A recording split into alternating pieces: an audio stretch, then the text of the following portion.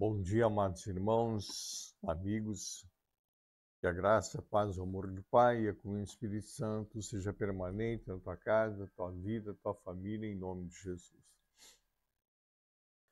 Hoje é o quarto dia da semana, logo mais às 19h30, teremos aqui na igreja o culto das promessas, né? Quarta-feira das promessas. Como tem desafiado, continuo desafiando que tu venha participar conosco, venha fazer caminhar com a gente. Faz aí uma caminhada, se não mudar a tua vida, querido. Não sou eu que vou mudar.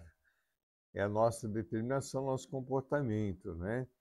Nós temos aí vários testemunhos de pessoas que se firmaram e entenderam o projeto de Deus, entenderam a palavra, começou a caminhar pela palavra e tem ainda prosperado, tem vivido o sobrenatural de Deus. Então é importante isso, querido. Para a gente viver o sobrenatural de Deus, nós temos que, em primeiro lugar, estar em obediência à palavra, aquilo que a Bíblia nos ensina.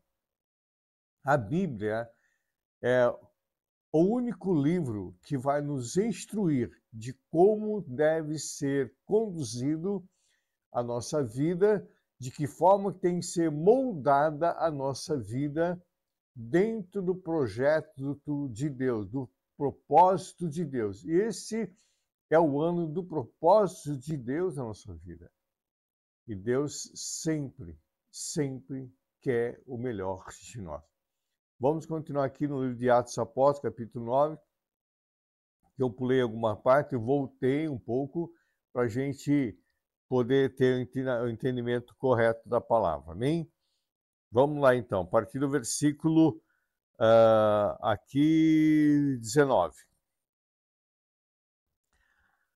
Saulo permaneceu alguns dias com os discípulos em Damasco, e logo nas sinagogas proclamava Jesus, afirmando que ele é o Filho de Deus. Todos que ouviram Saulo estavam atônitos e diziam: não é esse o que exterminava em Jerusalém os que invocavam o nome de Jesus e veio para cá precisamente para prender e levá-los aos principais dos sacerdotes?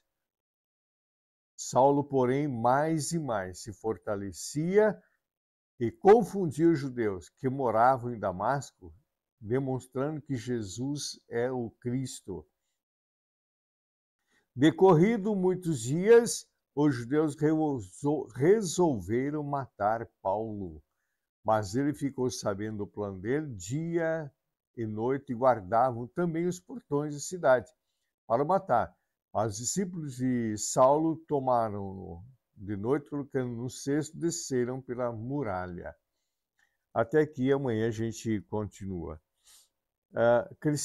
Queridos, nós vemos que a decisão, quando nós tomamos uma decisão em Cristo Jesus, não é uma decisão por um credo religioso. Como eu já disse e volto a dizer várias vezes, estar numa igreja evangélica não quer dizer que tu é um cristão, tá certo? Estar dentro de uma igreja, às vezes tu até fez a confissão a Jesus, passou pelas águas do batismo, mas isso não é sinônimo de cristão. O cristão, ele tem uma caminhada com Cristo. Ele se torna testemunha de Jesus. Se torna testemunha. E pode até ser o cristão, mas, ou seja, assim, ele é um agente secreto do reino. E no reino de Deus não tem agente secreto. Ou a gente é ou a gente não é. E Saulo, né, antes de Paulo, como é Saulo, quando ele faz uma decisão por Jesus, ele não tem retrocesso. Aqui nós vemos que em Damasco, quando ele estava ali em Damasco, né? Olha, presta bem, Saulo permaneceu alguns dias com os discípulos em Damasco e logo na sinagoga proclamaram Jesus, afirmando que ele é Filho de Deus. Todos que ouviam Saulo estavam atônitos e diziam, todos estavam ouvindo e ficaram atônitos. Ou seja, ficou Sabe aquele ditado que diz, ó, fiquei sem chão em saber disso, né? Porque a conversão, querido, a conversão na vida de uma pessoa, de um homem, a conversão, ela choca as pessoas. Às vezes a pessoa, ela na vida dela, foi pregressa, foi muito pregressa. Mas, quando ela tem um encontro real e verdadeiro com Cristo, a vida dela muda completamente. E pode ter muitas pessoas, querido, que às vezes tá na igreja e faz os cultos, é obreiro, tem cargo na igreja, mas há tanto tempo, mas ainda não teve encontro com Cristo. A partir do momento que aquela pessoa tem um encontro real e verdadeiro com a pessoa de Jesus Cristo, a vida dela é uma vida transformada, que deixa as pessoas ao seu redor que a conheciam de boca aberta. E não, muitas vezes não entende o que aconteceu. O porquê que fulano, de repente, isso não é possível, isso tá certo? Eu tenho amigos, vários amigos, inclusive há muitos anos que eu não vejo, né? Hoje ele é bispo, nem sei se está ainda no Brasil mais, mas ele era da Rota em São Paulo, um tenente, e ele dizia o seguinte: olha, quando a gente não, à noite que a gente saía e não matava aí uns 10, não estava contente. Eles saíam para matar bandidos. Saíam para matar bandidos. E quando ele teve encontro com Cristo, querido, teve encontro real e verdadeiro com Cristo, a vida desse homem mudou completamente. Completamente. Aí é onde eles iam para matar os bandidos, eles iam agora para evangelizar aquela região.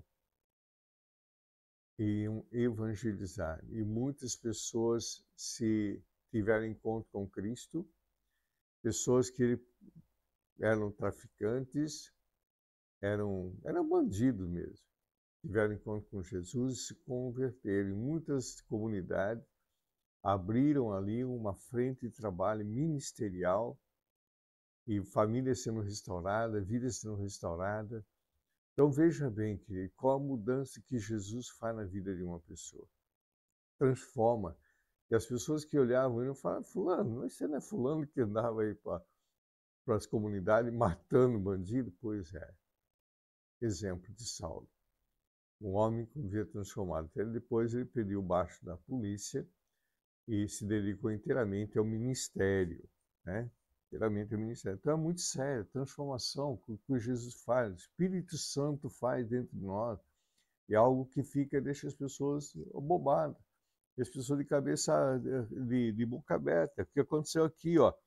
Estavam atônitos, de boca aberta, e diziam: mas não é este que exterminaram os judeus, os que invocavam o nome de Jesus, e veio para cá precisamente para prender, levar os principais dos sacerdotes? E houve uma transformação de Saulo. Assim como houve na vida de Saulo. Não, queridos, preste atenção.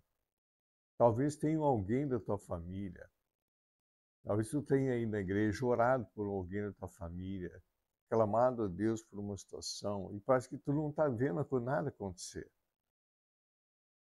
Creia numa coisa: a obra que Deus começou na tua vida vai terminar. Paulo, a roupa de Estevão ficou aos pés de Paulo. Paulo consentiu na morte de Estevão. Mas no momento que Estevão olhou para os céus e falou, com os olhos abertos, ele olhou para o Senhor e sorriu e falou: Senhor, não lhe impute esse pecado a eles, eles não sabem o que estão fazendo.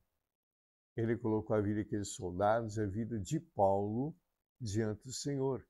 E Paulo teve uma vida transformada. Saulo, né? Depois foi Paulo. Teve uma vida transformada. Não percas esperança. A obra que Deus começou na tua vida, Ele vai concluir, Ele vai terminar. Porque Deus não deixa nada. Ele não é o construtor que começa a fazer uma construção e para pela metade. Não, ele vai até o fim, ele termina a construção, ele acaba. Só que o tempo de Deus não é o nosso tempo. Nós temos que entender isso, querido. Muitas vezes a gente quer as coisas muito rápido, Deus não é assim. E olha que ele aqui, ó, quando houve essa transformação de Saulo, os judeus que moravam em Damasco e demonstrando que Jesus é o Cristo, o que aconteceu? Esses judeus resolveram matar Paulo. Eles queriam matar, porque judeus não acreditavam em Jesus. Aqueles que eram judeus, que eram da promessa que do Salvador vir para eles, o Rei dos Reis, não acreditavam e não entenderam Paulo falando de Jesus, aquele que eles crucificaram. Um fariseu, um homem que nem Paulo, de repente falando de Jesus. Aí queriam matar a Paulo. E aí ele guardava a cidade, e os muros, dia e noite, até que os discípulos ali, os cristãos ali, desceram Paulo pelo muro, e ele foi para Jerusalém. Amanhã a gente vai ver a questão de Jerusalém. Então, amados irmãos, se tu teve um encontro com Cristo, teve uma decisão por Jesus, e de repente começou alguma perseguição dentro da tua família, você virou crente agora? Você não era isso, você não era aquilo, agora você é crente, você vai na igreja lá, você vai acontecer. E muitos vão se afastar de ti. Muitos vão se afastar de ti. Mas fica tranquila, tá? Tem um amigo que eu quero muito bem, ele com um filho lá de Piracicaba, Lucas. Se esse guri teve um encontro com Cristo. E ele passou por isso, e ele está passando ainda. E aqueles que eram amigos se afastaram. Mas é uma decisão. Mas ele é um exemplo de pessoas. É uma pessoa que eu aprendi a admirar, né? Então, amados irmãos, não tenha medo de se entregar a Cristo. Não tenha medo. Querido, tu que ainda não fez a tua entrega, não tenha medo. Entregue-se a Jesus. Entregue-se a Ele, porque Ele tem uma nova vida para ti. Amém? Esse trecho é muito profundo. A gente levaria aqui praticamente uns 40, 50 minutos falando desse trecho. Mas nosso tempo é curto. Que o Senhor te abençoe e te guarde. O Senhor levante seu rosto sobre ti, tenha misericórdia de ti. Sobre ti, levante teu rosto, dê a paz. E te aguardo aqui nessa quarta-feira fazer parte conosco dessa celebração em nome de Jesus. Um bom dia.